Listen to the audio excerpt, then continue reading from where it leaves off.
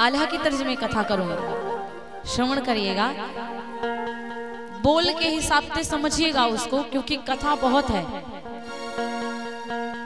पंचवटी से कुछ दूरी पर रथ रावण ने दिया छुपाए, मृग मारीच बना सोने नाय, सोने की तरह कोई मृग कभी चमकता है वो नाय, बाल सुनहले होते उसके, लेकिन सोने का मृग है नाय, बात को मानो मेरी जान की, ये मृग है वो मायावी, बात को मानो अब जान की।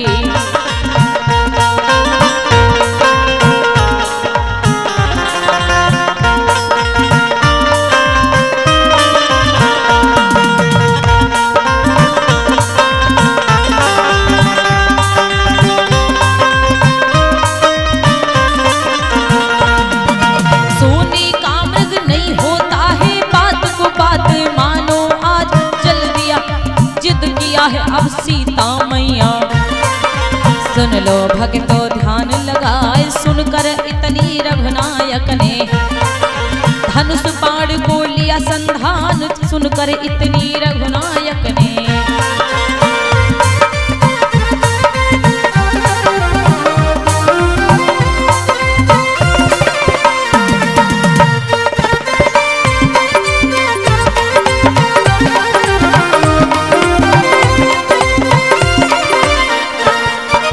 चलते समय कहा लक्ष्मण से, शोभा राम राम रघुराय, मैं जाता हूँ मृग मारन को, सुन लो लक्ष्मण कान लगाए, यहाँ की बात यहाँ पर छोड़ो, अब आगे की बात सुनाए, यहाँ की बात यहाँ पर छोड़ो।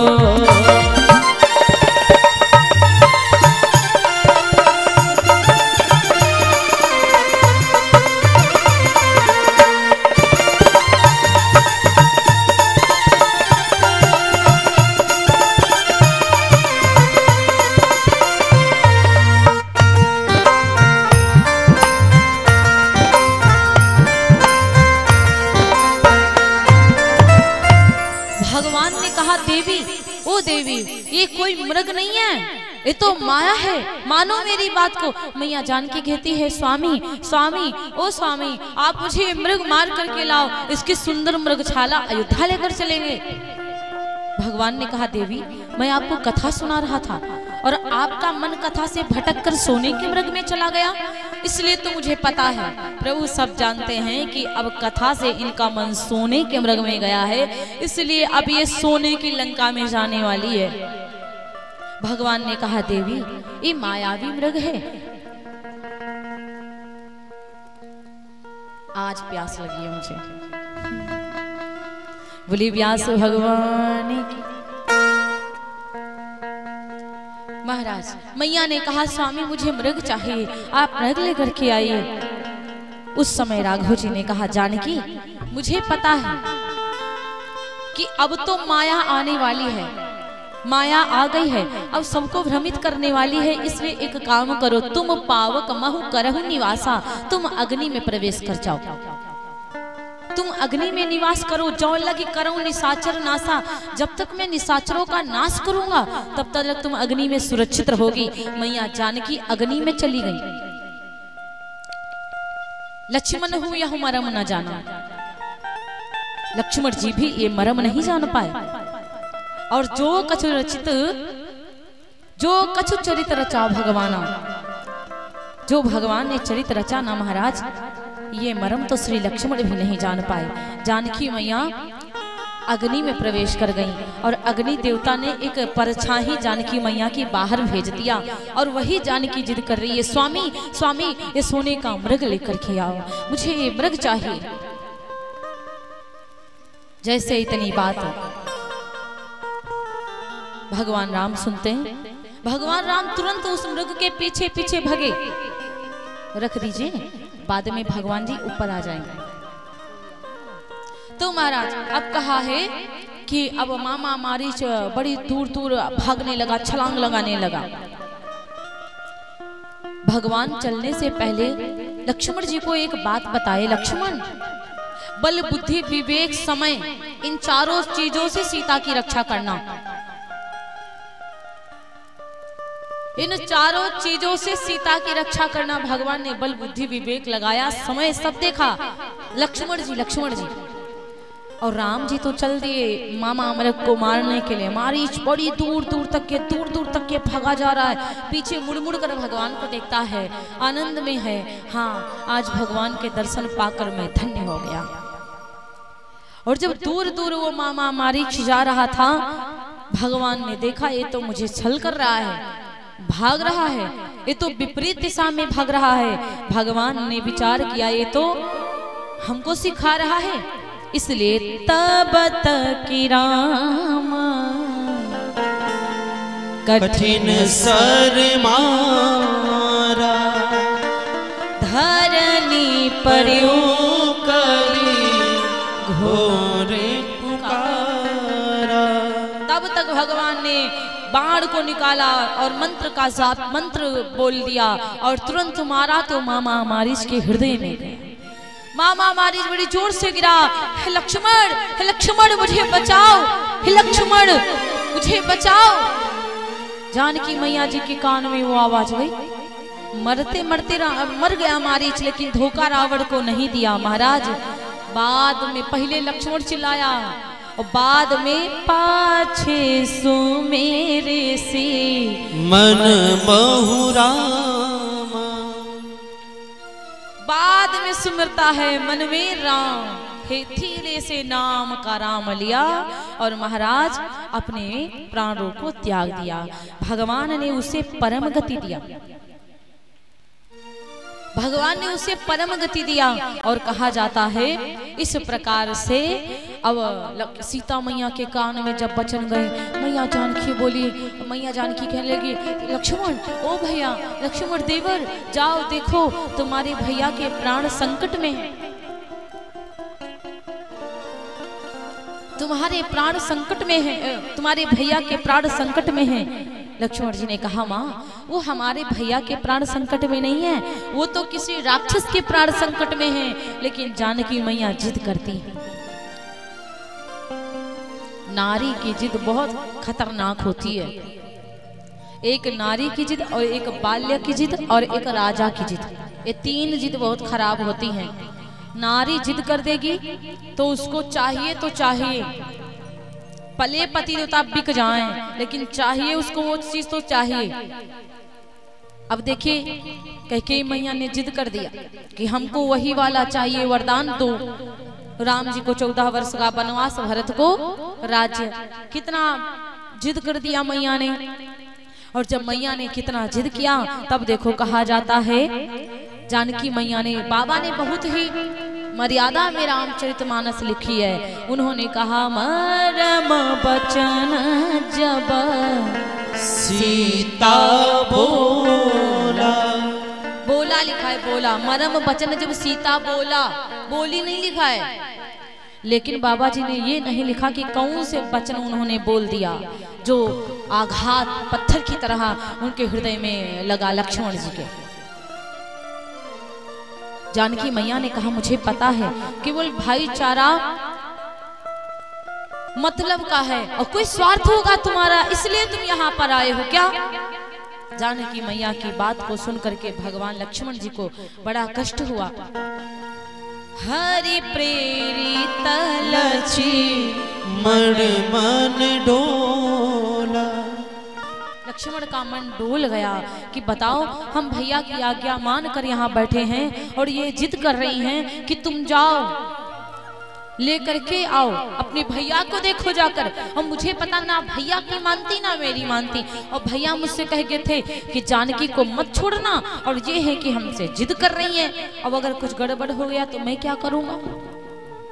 लेकिन जिस समय लक्ष्मण भैया चले थे उस समय रेखा को खींच दिया।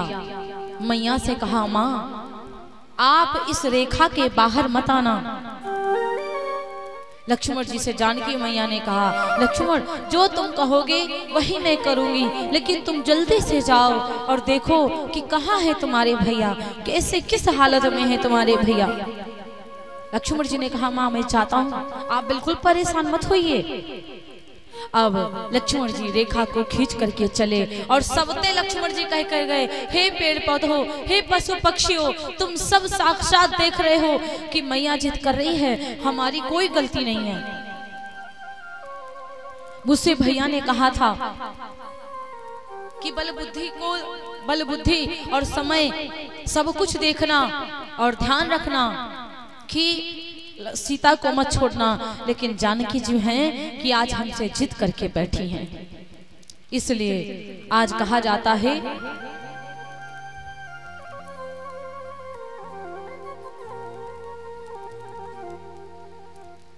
भगवान श्री लक्ष्मण जी जो थे, जानकी मैया की इन बातों को श्रवण करके उनको बड़ा कष्ट हुआ और वो चल दिए। और जैसे ही वो चल देते हैं महाराज, भगवान राम जी को ढूंढने के लिए, इधर जानकी मैया कुटिया में विराजमान है। जब लक्ष्मण जी चले गए तो रावण इधर अपना जो रथ था ना, कुछ दूरी पर रथ को चुरा करके रख दिया और बाबा का वेश बनाया। और जैसे बाबा का वेश बनाया महाराज, बाबा का वेश बना करके वो आज मैया जानकी के समक्ष आया, आवाज लगाई, अलख निरंजन भिक्षाम देहि, मुझे भिक्षा दो माँ, मुझे बहुत जोरों की भूख सता रही है। जानकी मैया कुटिया के भीतर बैठी थी, बाहर आई और देखा ये तो बाबा कोई जोगी आया है। मैया जानकी ने निवेदन किया, बाबा मैं बाहर नहीं रेखा के आ सकती, निवेदन करती हूँ कि आज अभी मैं थोड़ी देर आप ठहरिए, मैं कुछ लेकर आई हूँ। कंदमूल के फलों को लेकर के मैया जानकी आई। जानकी मैया कंदमूल के फलों को लेकर के आई और रावण को देना चाहा, लेकिन तब तक रावण जैसे कुटिया के भीतर जाने वाला था कि तुरंत कहा जाता है कि महाराज एकदम से उसको आग दिखाई पड़ी, और जब आग दिखाई पड़ी जानकी मैया तुरंत वो पीछे बढ़ा, और जैसे वो तुरंत पीछे को बढ़ता है महाराज, तो कहा जाता है रावण समझ गया ये तो भिक्षा बंदी है। रावण ने कहा मैं बंदी भिक्षा नहीं लेता, आपको यदि भिक्षा देनी है तो आप रेखा के बाहर आकर भिक्षा दो। मैया जानकी ने कहा बाबा रेखा के बाहर आज मेरे देवर जी नहीं है, मेरे पति नहीं, आज मेरे पति नहीं है, इसलिए आज मैं बाहर नहीं आ सकती बाबा। और भैया वो रावण कहता है मैं बंदी भिक्षा नहीं लूंगा, आपको भिक्षा देना है देवी तो बाहर आओ। जानकी मैया कहती हैं, आज विचार करती हैं यदि आज चला गया जोगी मेरे द्वार से बिना भिक्षा लिए, तो कोई भी स्त्री अपने घर की देहरी से लांग करके किसी को भिक्षा नहीं देगी। इसलिए मैया जानकी विचार करने लगी संत को भिक्षा देना ही पड़ेगा, और ये ना जाए तो अच्छा है। इसलिए महाराज जानकी मैया आज जैसे ही बाहर निकली और इस दुष्ट ने, अगर कहा जाता है जानकी मैया के बिना मर्जी एक छू तक नहीं सकता था, लेकिन मैया जानकी के चरणों की पहले ये राक्षस वंदना कर लेता है। मैया जानकी के चरणों की वंदना किया, तब महाराज कहते हैं क्रोधवंत तब रावण लीन ही सिरथ बैठाई, और चला गगन पथ यातुर भैरत हाँक न जा।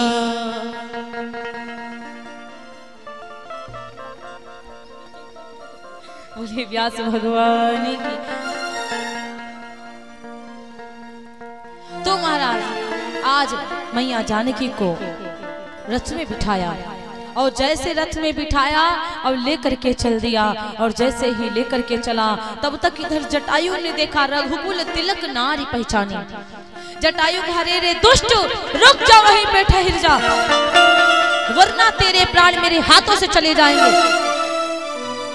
खगराज तुरंत पहचान गया, मूर्ख एक स्त्री को हरण करके लेके जाता है, और नाम क्या है तेरा? दशानन। और वैसी गति कर दिया, अपने चोचन पे अपने पंजन पे रावण के मुख को बिदार दिया। रावण विचार करने लगा ये तो मेरी मृत्यु को भी बुला लेगा, इसलिए रावण ने सोचा ये मुझे मारे, इससे अच्छा है कि मैं इसको पहले ही मार दूं। तो महाराज और जैसे ही एकदम से बड़ी जोर क्रोध में आया, अरे दुष्ट कहीं के जानकी का हरण करके लेके जा रहा है, तेरी मृत्यु आ गई है आज। और अपने चोट से अपने पंजों से रावण के मुख को बिदार दिया। और कहा जाता है महाराज आज चंद्रहास तलवार को रावण निकाला और जटायु के पंखों को काट दिया। उधर भगवान राम जी कुटिया में आए वापस।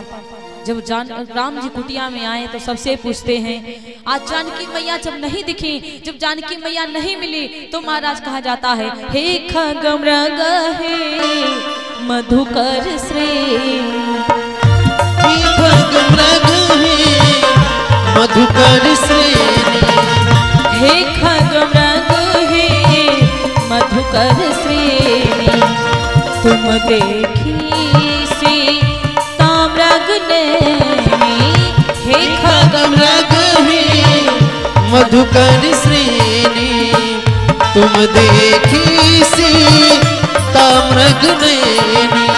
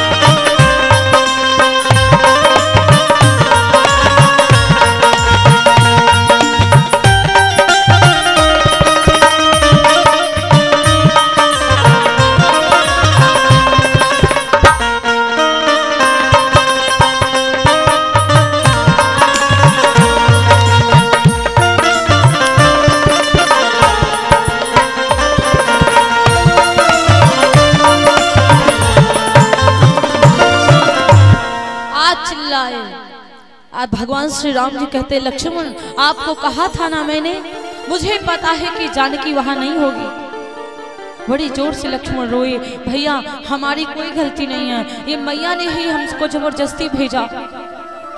आज भगवान राम जी हे खग हे मृग हे मधुकर श्रेणी, क्या तुमने हिरण के समान आंखों वाली जानकी को देखा है? आज जब ऐसे चिल्लाए महाराज तो कहा जाता है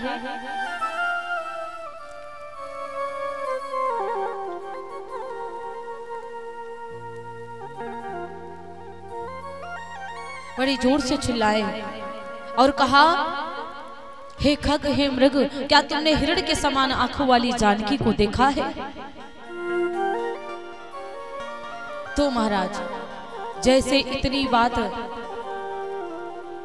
अब पेड़ पौधे सब रो रहे हैं, राम जी रोदन कर रहे हैं, चलते चलते आगे को बढ़े। और जैसे चलते चलते महाराज आगे को बढ़ जाते हैं और जैसे चलते चलते आगे बढ़े तो देखा वहां पर गिद्धपति मिला। एक गिद्धपति पड़ा हुआ था, जटायु जिसके पंख कटे हुए थे।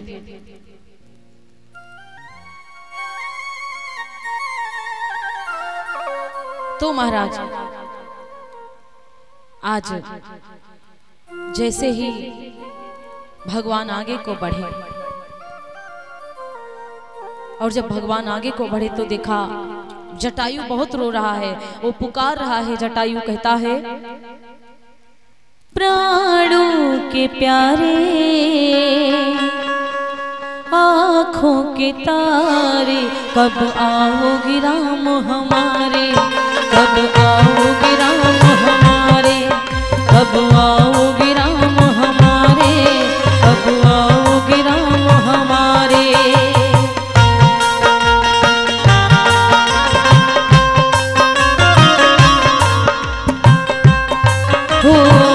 प्राणों के प्यारे नैनों के तारे, कब आओगे राम हमारे, कब आओगे राम हमारे, कब आओगे राम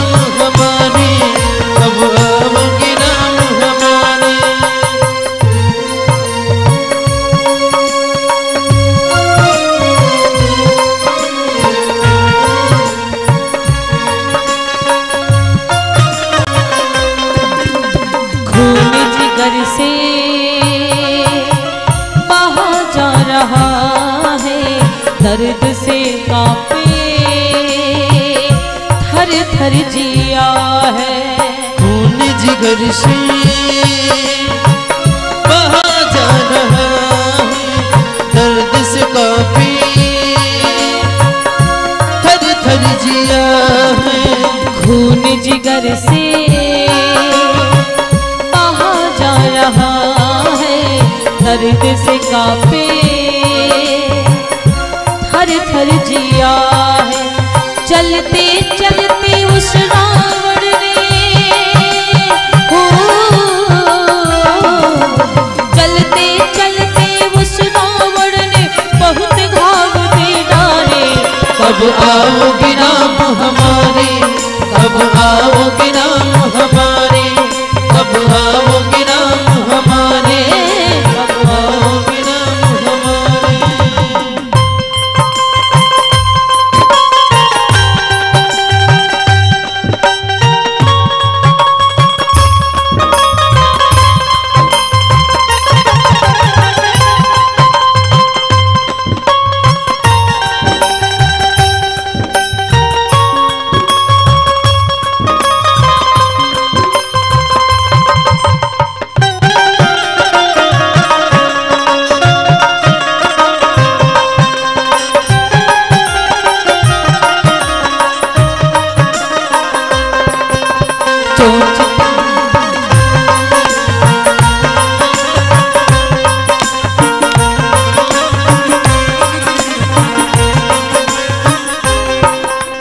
चोंच के टुकड़े चार किए हैं, पंख हमारे काट दिए हैं। चोंच के टुकड़े चार किए हैं, पंख हमारे काट दिए हैं। चोंच के टुकड़े चार किए हैं, पंख हमारे काट दिए हैं। चलते चलते उस रावण ने हो, चलते चलते उस रावण ने मेरे पंख उखाड़े। कब आओगे राम हमारे, कब आओगे राम हमारे, कब आओगे राम हमारे, कब आओगे राम हमारे।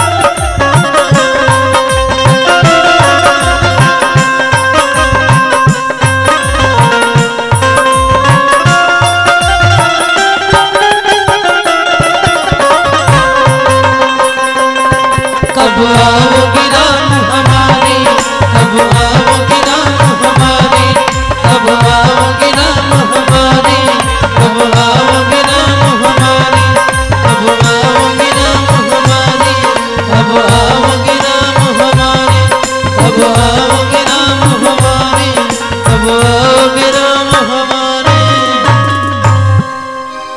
आज जो जटायु है महाराज भगवान के चरणों के चिन्ह, चरण चिन्हों को सुमिर रहा है, रेखा को सुमिर रहा, भगवान का नाम नहीं ले रहा, रेखा को सुमिर रहा है।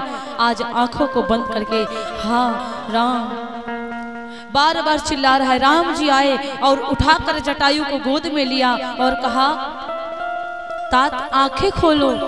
जटायु ने कहा कौन है आप, मुझे मरने दो, मुझे मरने दो।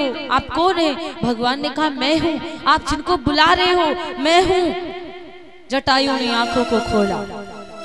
राम ने कहा प्रभु तात आप कहो तो आपके प्राणों को मैं आपको ठीक कर सकता हूँ। जटायु ने कहा नहीं प्रभु मुझे मरने दो, केवल आप मुझे अपने आप को देखने दो और मुझे मेरे प्राण जाने दो, मुझे नहीं ठीक करना अपने आप को। बड़ी भाग्य वाला हूँ मैं कि आप मेरे पास हैं और मैं आपकी गोद में हूँ, इसलिए मुझे अपने प्राण त्याग देने दो। भगवान ने कहा, भगवान ने उनको परम गति दिया जो दशरथ जी भी नहीं पाए, वो परम गति आज जटायु पाता है। जटायु आगे बता देता है, प्रभु आप चलते चलते आगे को बढ़ जाओ। अब आप आगे जाओगे तो आपको मतंग ऋषि की कुटिया मिलेगी और उस कुटिया में एक शिष्या उनकी रहती जिसका नाम है सबरी। सबरी तो बिचारी एक भिलनी है। जो सबरी मैया है ना, उसका तो कोई सहारा व्यक्ति नहीं बना, कोई भी नहीं बना।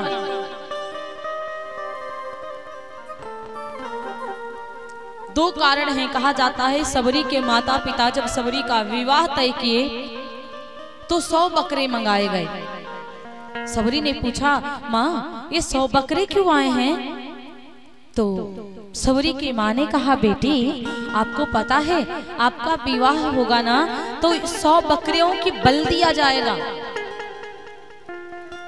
100 बकरे कटवाए जाएंगे। सबरी ने कहा, धन ऐसा विवाह, मेरे विवाह में 100 बकरियों का बल, 100 बकरों को काटा जाएगा तब मेरा विवाह होगा? कैसे है वो लोग जो बोक्सों को खाते हैं? मिट्टी से आजकल लोग आते हैं तो नहाते हैं, कहते हैं मैं मिट्टी से आया हूँ, मरे हुए मुर्दा को माटी दे करके आया हूँ, मैं अपवित्र हो गया हूँ। अरे वो अपवित्र हो गए, और जो जिंदा मुर्गा खा खा करके मार करके उसको पेट में भर रहे हैं वो शमशान घाट नहीं है क्या? पेट भी तो असली शमशान घाट है ना। जब मुर्दों को पेट में रख रहे हैं वो तो असली शमशान घाट है, उससे लोग नहीं डरते। भगवान ने कितना सुंदर खाने के लिए व्यवस्थाएं बनाई हैं, कितना बढ़िया चीजें बनाई हैं, लेकिन आजकल इंसान बोक्सों नहीं, मुर्दों को ना खाए, मुर्गों को ना खाए, बकरों को ना खाए तो क्या उसका पेट नहीं भरता? कहते हैं इसके लिए एक नरक बनाया है भगवान ने। जो व्यक्ति मांस को खाता है तो उसको यही जीव जंतु बड़ा आकार लेकर के उसको खाते हैं। तो महाराज जो इस मांस मदिरा को पान करते खाते इसको छोड़ देना चाहिए, आप शाकाहारी बन जाओ। भगवान ने आपके लिए कितना अच्छा सब कुछ बनाया है। शाकाहारी बनिए, अपने आप को सुधारिए। इस प्रकार से महाराज कहा जाता है।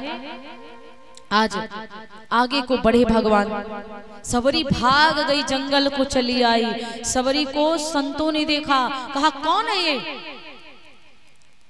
सबरी एक स्त्री है बेचारी। संतों ने कहा कौन है, कहां से आई है यहाँ? एक भिलनी, वो है मेरी कुटिया में, आपका कोई यहाँ सहारा नहीं, जा यहाँ से। सबरी मैया ने कहा संत होकर के मुझे ऐसे बोल दे, मंद बुद्धि के हैं क्या?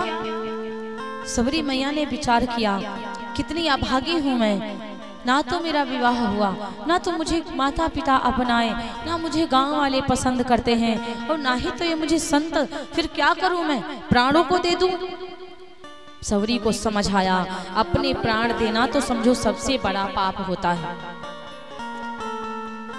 सबरी चोरी चोरी पेड़ पर चढ़ जाती है, पेड़ से उतरती है, मातंग ऋषि जी की कुटिया में आती है और साफ सफाई करती है, लकड़ियों को काट कर रखती है, और सबरी फिर पेड़ पे चढ़ जाती है, चोरी चोरी संत की सेवा करती है। महाराज रोज का नियम सबरी का है, रोज सबरी मैया चढ़ जाती हैं छत पे, उस पे पेड़ के ऊपर रोज उतरती हैं और चूल्हा जो होता है उसको पोतन करती हैं और लकड़ियां काट कर रखती। मातंग जी ने विचार किया ये कौन आता है मेरी कुटिया में, रोज व्यवस्थाएं कर जाता है लेकिन मुझे वो दिखाई नहीं पड़ता। मातंग ऋषि विचार करने लगे, आज तो मैं पक्का ढूंढ कर ही रखूंगा उस चोर को। चोरी चोरी आता है, सेवा करता है और मैं कभी उसको देख नहीं पाता। आज सबरी को क्या पता था कि हम आपको देखने के लिए कोई बैठा हुआ है। सबरी हर रोज की तरह आज भी उतरी है पेड़ से और सेवा करने लगी, लकड़ियों को काट काट करके रखने लगी। मातंग ऋषि बोले रुको, ठहरो। कौन है बेटी? सबरी कहने लगी बाबा मुझे माफ कर दो, मुझसे गलती हो गई, मैं कभी नहीं आऊंगी, मुझे श्राप मत देना। बाबा ने कहा बेटा इतना घबराने की आवश्यकता क्या है, क्यों इतना परेशान हो रही हो, कौन हो आप, एक बात तो बताओ, मैं तुमको कुछ कहने वाला नहीं हूँ, तुम तो बड़ी प्यारी बेटी लगती हो, बताओ तो जंगल में क्या करती हो आप। सबरी ने कहा बाबा मुझे क्षमा कर दो, मुझसे गलती हो गई है, मुझे पता है कि आप मेरी सेवा को नहीं स्वीकारेंगे, इसलिए मैं कसम खाती हूँ कभी नहीं आऊंगी आपके यहाँ। बाबा ने कहा अरे क्यों ऐसा बोलती हो तुम मेरी बेटी हो, बताओ बेटी कहाँ क्यों जंगल में आई। सारी बातों को सबरी ने बताया। मातंग ऋषि जी ने कहा बेटा आज से तुम मेरी बिटिया हो। मातंग ऋषि जी ने कहा पुत्री आज से तुम मेरी बेटी हो, मेरे संग रहोगी तुम, कोई अपनाए ना अपनाए मैं तुमको अपनाता हूँ, तुम मेरे संग रहोगी। प्रातः रोज सुबह उठती है सबरी गुरुदेव की सेवा करती है, गुरुदेव के चरणों में प्रणाम करती है। धीरे धीरे समय हुआ, गुरुदेव का जाने का समय आया परम धाम वैकुंठ को। और जिस दिन गुरुदेव की तबीयत खराब हुई, चेलों से कहा मेरी बेटी को बुला दो, सबरी को बुला दो। सबरी दौड़ कर आई, पिताजी पिताजी क्या हुआ। कहने लगे पुत्री मेरा जाने का समय आ गया है। सबरी ने कहा पिताजी आप चले जाओगे तो मैं किसके सहारे रहूंगी। गुरुदेव जी ने कहा पुत्री आपको घबराने की आवश्यकता नहीं है, मैं यदि चला जाऊंगा तो तू इस कुटिया को छोड़कर कभी मत जाना। पुत्री आपको साक्षात भगवान मिलने आएंगे इस कुटिया में, एक संत की बात है, आपको परेशान होने की आवश्यकता नहीं है। और मैं कहता हूं तुझे मिलने जाने के लिए कहीं, तुझे भगवान से मिलने कहीं नहीं जाना है, खुद भगवान तुझसे मिलने के लिए आएंगे सबरी। सबरी ने कहा पिताजी कब आएंगे, कब आएंगे भगवान मुझसे मिलने। गुरुदेव जी ने कहा बेटी आ जाएंगे, थोड़ा सा इंतजार कर लेना। सबरी ने ये नहीं सोचा कि ऐसा 10-20 दिन बाद आएंगे, ऐसा नहीं सोचा। सबरी तुरंत दौड़ी भागी और फूलों को तोड़ने लगी, पेड़ों को तोड़ने लगी, और उसको लगा कि कहीं ऐसा ना हो कि तुरंत आ जाए भगवान। इतना भावुक हो गई सबरी। पिता का मरण हुआ, गुरुदेव का मरण हुआ, वही गुरु है वही पिता है, जन्मदाता नहीं है, लेकिन मानती कितना थी। गुरुदेव जी ने कहा बेटी तेरे माता पिता ने छोड़ दिया, मैं तेरा पिता हूँ, और उन्हीं को गुरु बना लिया। आज गुरु ने कहा बेटी भगवान का इंतजार करना। सबरी को तनिक भी बोर नहीं, सबरी तनिक भी बोर नहीं होती है कि भगवान इतने दिन हो गए, आज तक के कभी सोचा ही नहीं कि अभी काहे नहीं आए। सबरी रोज फूलों को तोड़ने जाती है, पेड़ों को लेके आती है, उसकी चटैया को बिछाती है, रोज इंतजार करती है। लेकिन धीरे धीरे समय व्यतीत हो गए, तब जाकर सबरी बूढ़ी हो गई थी, हाथ कांपने लगे, बुखार आने लगा, तबीयत खराब होने लगी। तब सबरी रुदन करती है। आज पहली बार सबरी ने सोचा कहीं ऐसा ना हो कि मैं मर जाऊं तब भी मेरे भगवान ना आए। कागा बैठा था, आज कौवा बोल रहा है। सबरी ने कहा ए कागा कि कागा सब तना खाइयो, मेरा चुनी चुनी खाइयो मास, ये दो नैना मत खाइयो या मेरा तरस की आस। सबरी कहती है कागा सब तन खा लियो, लेकिन मेरे ये दो नैना मत खाइयो या मैं भगवान के मिलने की आस है। सबरी कहती है कागा कि बोल बोल कागा मेरे राम कब आएंगे, बोल बोल कागा मेरे कब आएंगे, बोल बोल कागा मेरे राम कब आएंगे, बोल बोल कागा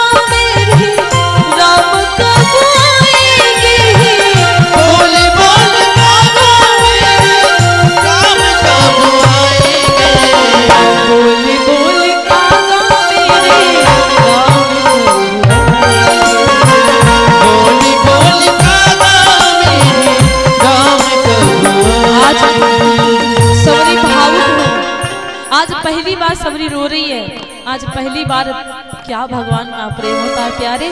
जब भगवान का प्रेम शरीर में समाता है ना, तो भक्त को भाव विभोर कर देता है और शरीर कांपने लगता है। सबरी कहती है,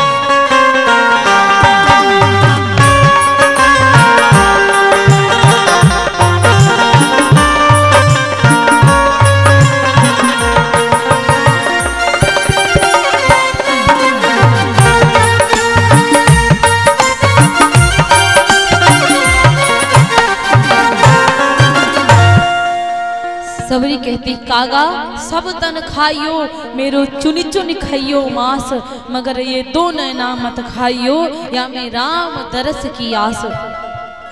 सबरी आज याद ही कर रही थी कि भगवान उधर जानकी का पता लगाते लगाते आए और सबरी के कुटिया में जैसे आए, सबरी ने देखा श्याम गौर सुंदर दो भाई, ओ सबरी परी चरण लपटाई। आज सबरी चरणों में गिर गई और देखा सरसी जलोचना बाहु विशाला जटा मुकुट सिर उर्बन माला, जिनके सपने हमें रोज आते रहे, दिल लुभाते रहे। ये बता दो ये बता दो कहीं तुम वही तो नहीं कि प्रेमवा म भूले भगवान हो सबरी के घर मां, प्रेमवा म भूले भगवान हो सबरी के घर मां।